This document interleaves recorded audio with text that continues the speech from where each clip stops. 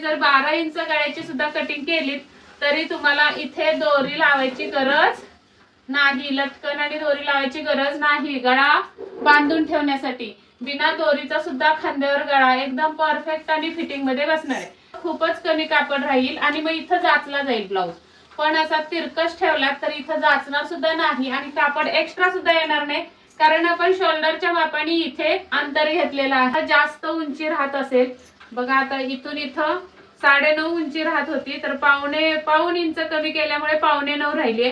तर इथं ज्या चुन्या येतात ते हे उंच कापड राहिल्यामुळे इथं गोळा होऊन चुन्या पडतात फिटिंग। जर सरळ काटकोनामध्ये टीप आली तुमची शोल्डरची तर एकदम परफेक्ट खांद्यावर शोल्डर बसते, शिवाय गळा सुद्धा फिट्ट होतो। डीप नेक ब्लाउजची कटिंग कशी करायची, जर तुमची शोल्डर पडत असेल, इथे मुंड्याला चुन्या येत असेल, डीप नेक मध्ये हे प्रकार खूप घडतात। ब्लाउज मध्ये शोल्डर मध्ये ब्लाउज बिघडतो, मुंड्यामध्ये बिघडतो, तर त्यासाठी कटिंग कशी केली पाहिजे हे मी तुम्हाला आज सर्वात मोठा गळा 12 इंच गळ्याची कटिंग कशी करायची हे मी तुम्हाला दाखवणार आहे व्हिडिओ मध्ये।